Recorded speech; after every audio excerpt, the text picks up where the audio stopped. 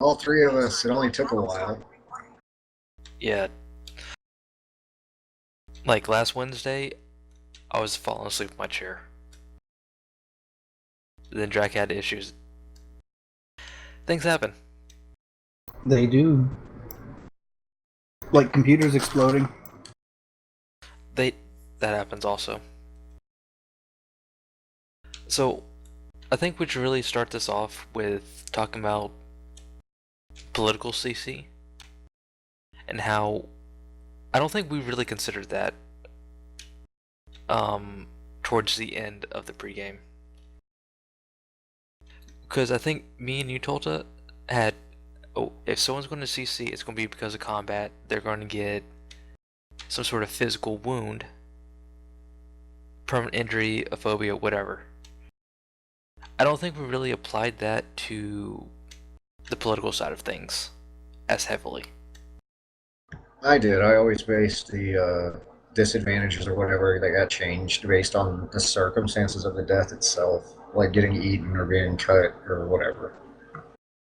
I was always under the impression that the CCs were for both political and military. They are. But what I'm talking about is mainly Juru's suicide. I know Tilta, you thought his death should have saved multiple PCs. It was a source of contention, but it's okay. It's better now. I do believe Llama Man brought up a good point, and when that I don't think you brought forward or I even considered, which is bad on me, is they should have been taken hostage and shown humility through the line away. I don't think that was really brought up or really considered as a point of contention or a possibility for political close calls. It never even crossed my mind. Same here. But honestly, with the way we have our system, it absolutely should have. And the player is 100% correct. And I'm willing to say, yeah, we messed up there. But let's see, what other things from feedbacks and concerns can we address?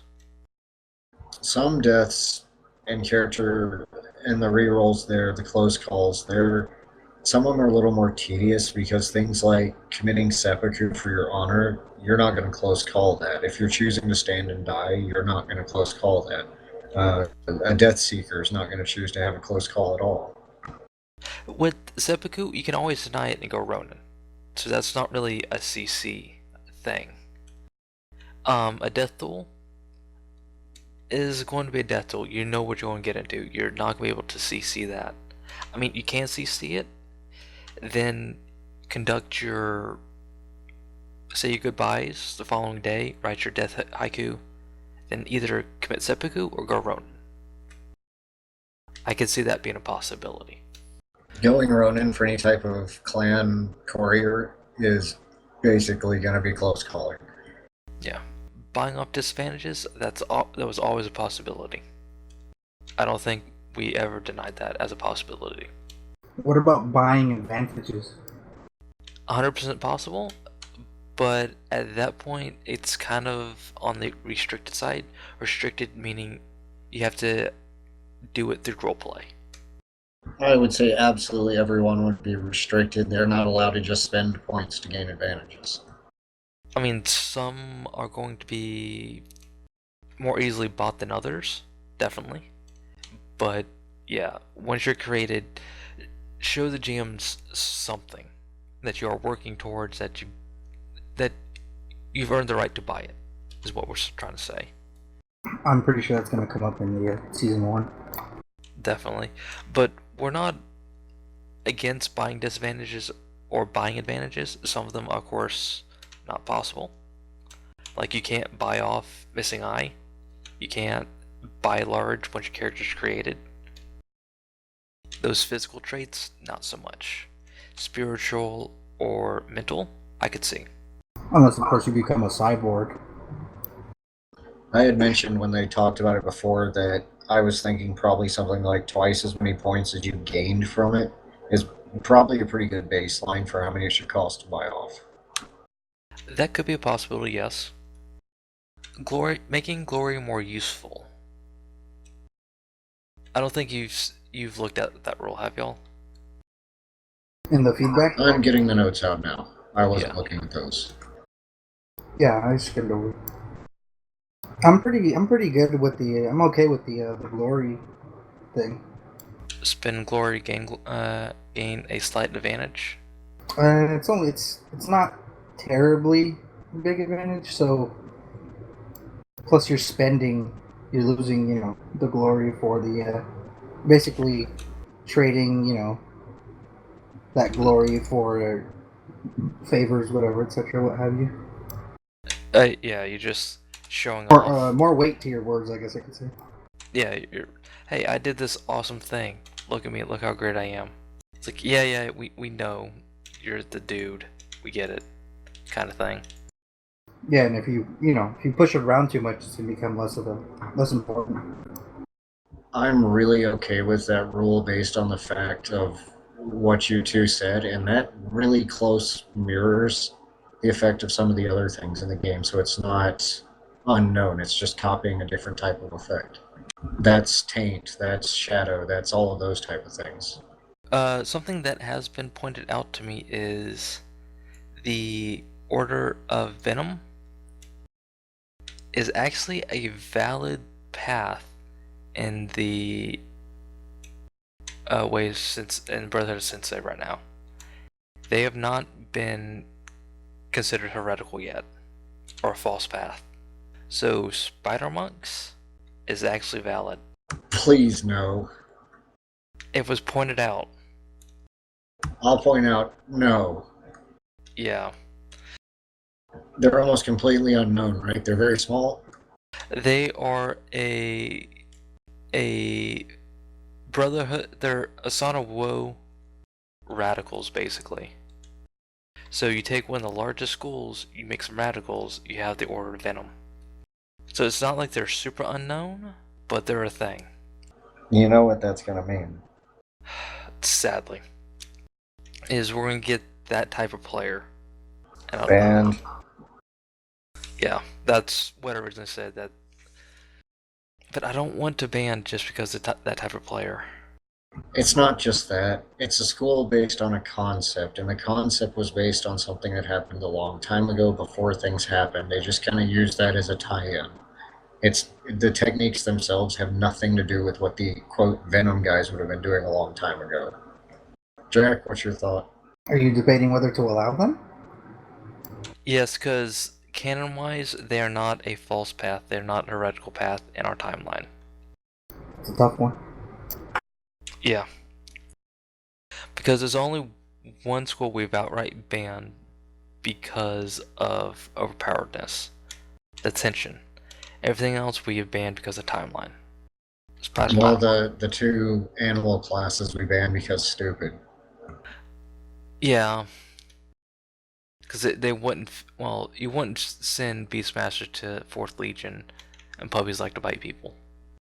I I understand where they come from. They make sense to the setting. They make sense to everything. I'm not a fan of PCs running around with animals because they treat it like a second PC and they expect others to do the same. But back to Order of Venom. Yeah, that's how would you present it? They, Like in character, what would they be? they would be followers of Asana Woe, but an extremist faction within the Asana Woe temple is A what they are. path would be better than a school in most every case. So you're saying Monk Path? If they're supposed to be just this radical, then yes, that makes sense. They would have learned the basics and then offshoot from there. So what give their R1 as what an R2 path for Asana Woe monks? Which I don't even know what the R1 is. I have to look those up. Give me a second. Rank 1, the Dark Path. The Order of the Spider teaches strength and mastery of oneself and even the darkness that hides within the soul. You gain a plus 1 K0 to the total of all attack rolls made using unarmed strikes or with pole arms. And you also add twice your school rank to your armor TN against all melee attacks. That's not a bad path. Yeah, I don't mind that being an R2 path. Yeah, I'm on board. What do you think? There's not really any monks that get a standard attack anyway, are there? Except like the two clan monks. Correct. So make this a monk There's. path that gives you a standard attack option, and it's not required to have anything other than just a rank 1 monk. Mm, I say a Sauna Woe path is a requirement. Would make him super powerful though. The Sauna Woe is a damn good path. Does it have to be in a Sonowo path, though? That they are Sauna Woe. They are from the Sauna Woe Temple. Do you see their school? Let me copy it over for you. I think they're in core. Let's see. Yeah, they're in core. I'll post that in hidden screen. It's it's on Skype. I just put them on there so you can see it. Each technique's pretty awesome if it could be a path. Overall, added together, they're ridiculously overpowered. It Yeah. is. It is rank 4 that I'm looking at. Look at that one. Yeah, no, you can't do Shadowlands Taint. That's unacceptable. So yes, you can do rank 1 as an R2 path for Sonowo. That's it. Sonowo plus that is going to be scary big. It's gonna be scary big, but I'm okay with that. Yeah, then you add Kios on top of that. Damn, That's that's. really overpowered. It's not overpowered, but it's damn powerful. It's really over. I can see the build right now. That's really overpowered. It adds some to your ATN, adds some to your attack roll. As a It's rank not. 2 path, though, that's I've seen scary. worse rank 2 pass. You got to think about how powerful rank 2 paths are. That could be a rank 3, and it would make sense. Well, you also have to imagine that you don't really gain any other paths as a monk. Your paths are your keyhoes. Yeah, I think that's way too strong to be a rank 2 path, though. Just based on what it says. Bump it up to rank 3. Yeah, if it was rank 3, I'd be cool with it, because it at least filters it to where the guys, the Bushi, are going to be on kind of the same level. Otherwise, that way surpasses them. Okay, I can see that. I'll give you a sneak, the whole polearm concept with them. That is that one. Generic run to school for minor clans? Absolutely. No issue there. Yep, I'm good with that. Some schools just don't have enough resources to spend on Bushi, like the Fox or Moshi, so they don't. I think I've answered that one pretty well in the forums. The grouping skills. The grouping of knowledge skills. I I thought about it a bit back when it was posted, and I don't know. There's some drawbacks and there's some benefits. The main issue I have with that is pass and everything that has all the little. You need this skill. You need this skill. You need this skill. If a fourth ed, yeah, it's finicky. Yeah, it's kind of a pain, but that's kind of why we like fourth ed. So I don't see a need for grouping. I am absolutely 100% against this. Okay, so 2 against. Yeah, I was never for it. It was just kind of in the middle. Noodle Chan? I don't know anything about that. I covered that already. Alright. It looks like you're pro fishing, so that's good. Hell yeah. There was on the FFG forums like a whole bunch of positions just posted. I should probably look that up and send that into the sample position thread just to give them some ideas. It's a neat idea to play with, but I think it would be more appropriate for something like preseason. In a setting like season one, it's a bit harder to ascertain your position necessarily. Yeah, you are the gopher for your faction. That's your job. You're the gopher. Making Tomori Shigenja tech available to Agashi Shigenja. I'm against this because Tagashi isn't live yet. Yeah, it sucks that you don't get access to a pretty cool school and all the paths that go to it, but it Tomori is not born yet to refine the Gasha school into the Tomori Shigenja school. That's my thoughts on it. You made a pretty convincing argument, though. I mean, you already have some of that in the rules, in our optional rules. I honestly haven't read enough into this one to have formed any particular opinion. So my opinion is typically if it's banned, it stays that way. I'll go with whatever that is. Yeah, advanced uh, Kagaku. It players were already allowed to make potions and really cool stuff.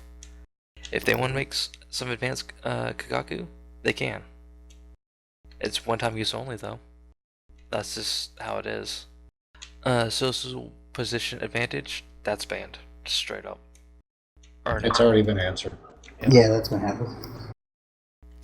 Clan goals and resources. That's been handled. Yeah, we'll cover that in a minute when we go over main game stuff, but there's something going on about it.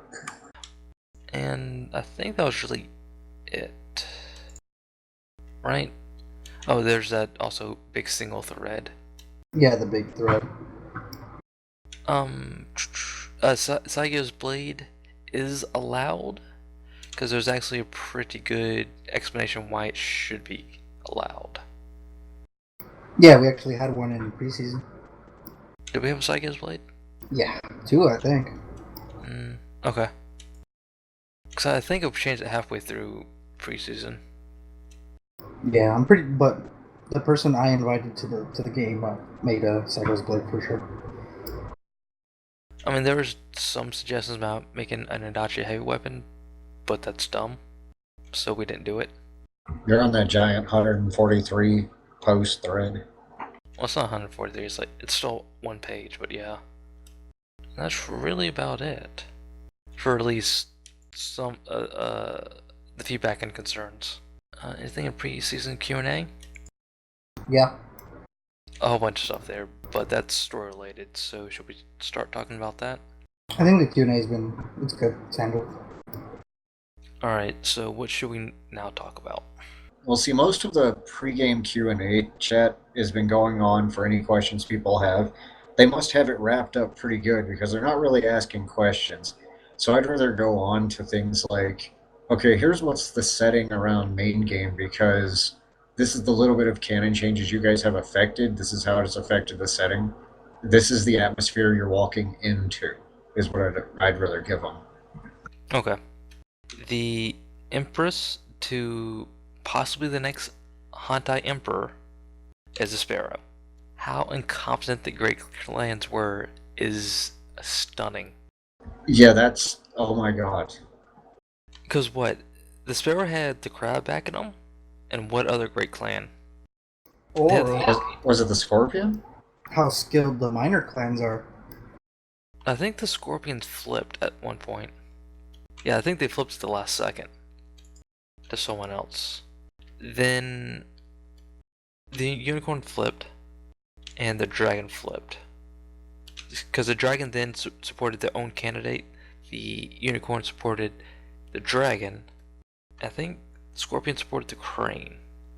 It got messy and ugly real fast. Yeah. And basically the magical looking pool was pro Kozen. So now we have a Sparrow possible Empress. And she is married to the eldest son of the Iron-Willed Emperor. I would say make her a background character, have her known, not in the setting. She doesn't need to be here. Oh, you know what her handmaid could be? Mariah's daughter. The discovered little girl, Yes. outstanding. I'm against it. Well, Mariah's daughter was always was always untainted. And Yeah, she was never tainted.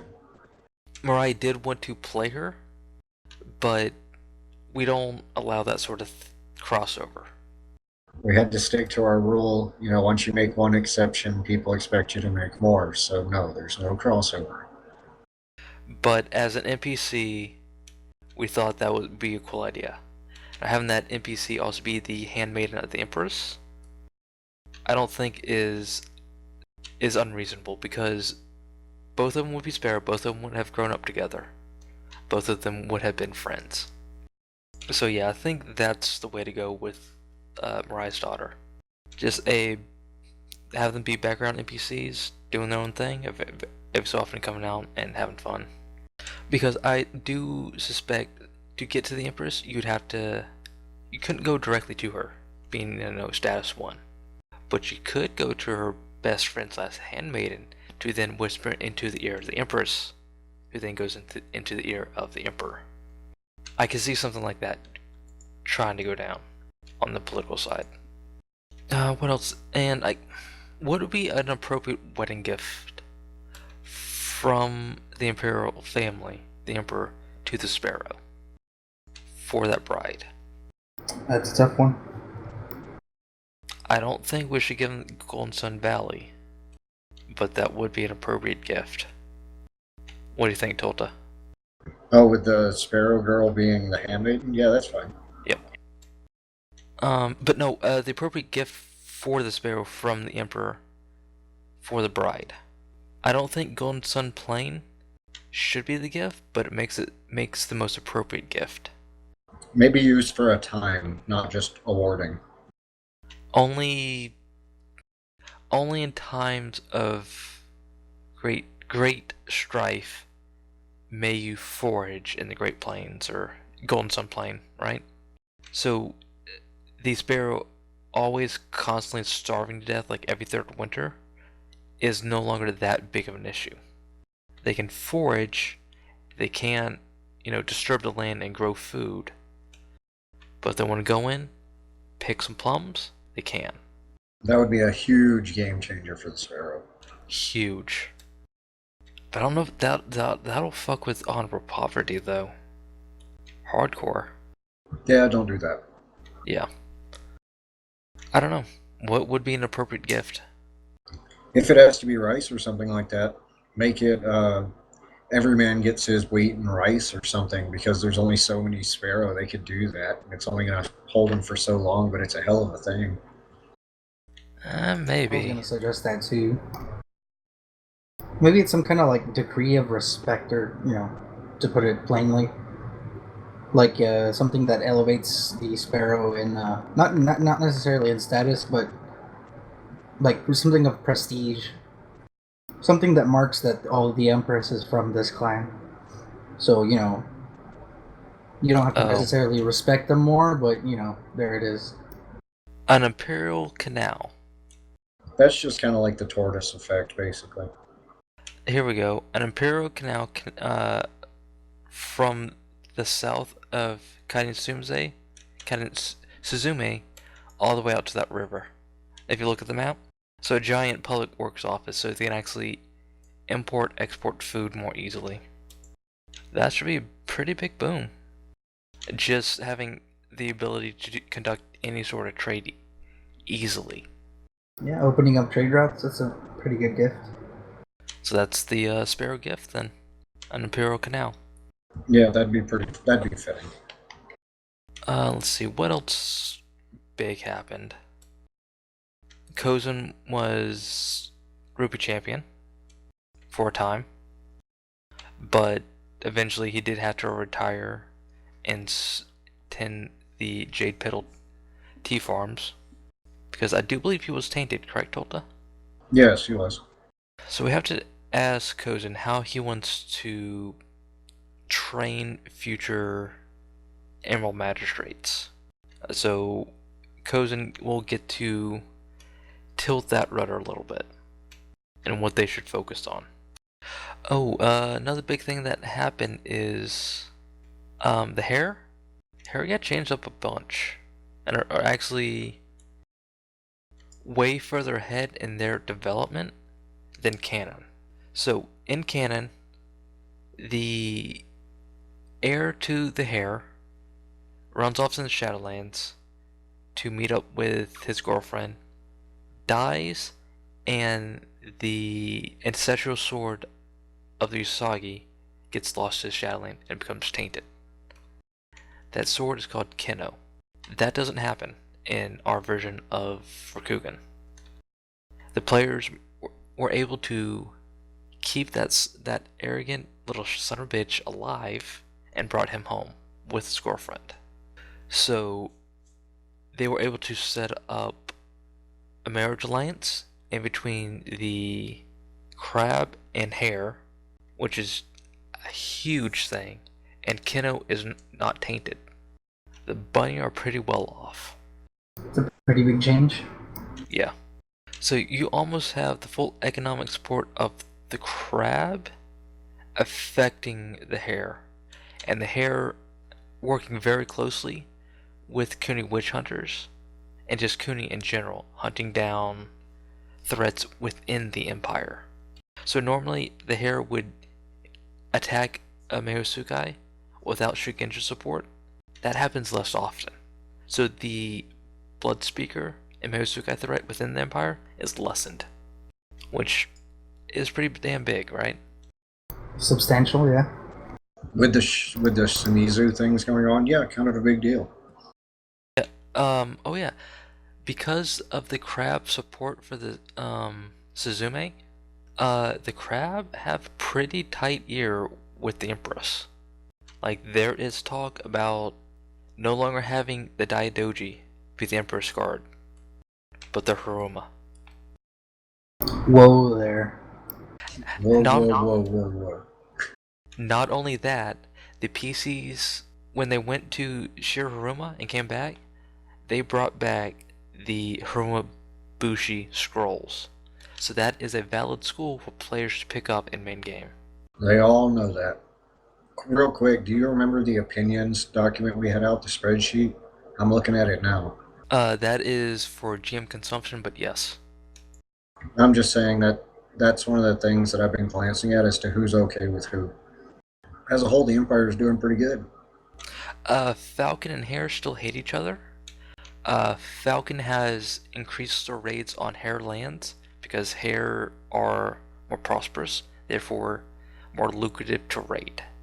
So Falcon and Hare not doing too well with one another. I don't know if you want me talking numbers or not. No, not numbers, but definitely lowered the Falcon and Hare opinion of each other. Okay, I just took the original amounts and what we're saying now. I'm just going to change that based on what we had already. Okay. And nothing really happened with the Mantis. I don't think. Nah. I think there was some talk about a minor clan coalition. That was However, more earlier in the preseason. It kind of fell apart. yeah, it fell apart because of Kasuga betrayal, basically. It never really got off the ground. Moving on. Okay, the sheet was giving me a bunch of trouble. I got the hare and the falcon. What was the next one? Hare, Falcon. Oh, remember, it's below the line and to the left of the line. Yep, I remember now. Fox and Crab. Not Fox and Crab, but Sparrow and Crab. That's a boost. Hare and Crab. That's a boost. Not as big of a boost. What else changed? Oh, the Simizu family never revolted because the players were able to shame Atori Simizu into becoming a Ronin. He left and took all the quote-unquote loyal Simizu with him to form a Ronin Otoko Date, or a Ronin band. And first thing he did was march north out of Lionlands and attack Toi Koku, Toi Koku. Now, the reason why this is valuable is that is the main trading hub and place to import rice for the dragon. So he went in there, smashed up the place, burned it all down, and got out of there as quickly as possible. So not only were the dragon not doing well before, they didn't have any place to import rice. So that winter was even worse for them. So you get a bunch of hungry dragon just getting even more hungry. That was their next winter in 904. Atori's did go off and hide someplace, but we're not saying where they went off and hid. I think we should leave that as something to pop up later. Yeah, maybe not season 1. No. But there's definitely some background events that will happen with him. Because he has a story to tell. But I don't think it's going to involve a lot of the players. Unicorn, I don't think much happened with them. The players were cool that played on. The couple NPCs we played were cool. Everybody was just kind of cool with the unicorn this go around. Yeah, they didn't be too gaijin-y. So Milk drinkers. yeah, so they're pretty good on that. Crane did not have a player presence. Disappointing, but And it they happens, I guess. suffered for it. Was that Tota? And they suffered for it. Yeah, like I said, Daidoji might not be the Empress card anymore. Like, that's how badly they messed up pregame. Well, it's not how badly they messed up, it's how great everyone else did. Lion kind of got beat up. Yeah, they lost most of the Simzu family. The Simzu family did not get dishonored, but most of them left to join Atori's band, which is called the Lion's Roar, if anyone has any interest in that. But it's still a valid family, anyone can play it. And if you know the history of the Simzu, you can ignore what AG has written about them. The negative stuff, anyway. The Lion that remain no longer have that negative stuff. Only the Simzus that joined Atori had that negative stuff. These guys never went dark zone. Yes. The Simzus that remain never went dark side. Scorpion? Scorpion didn't do anything in this game. There was like 2 players. They both quit their PCs. The Scorpion faction didn't do anything. They except be my bad guys. They could have done some stuff, but they were kind of all over the place. Nothing bad happened, nothing good happened. Their champion did die in the Shadowlands, but that was off screen. Because that's how he died in canon, sort of. The only difference is it says he dies on the wall and not in the Shadowlands. It's the only difference. Yeah. So that is really everything that the players affected. Is the crab actually gained a lot of political weight, which is great because, hey, we hosted the first winter court in forever at Kayun Hira, and it actually worked out. And at least half of you walked away. Very few people died at Kayun Hira. He promised, hey, if you're within in the walls of Kayun Hira, you are safe. If you're outside the walls, I can't protect you.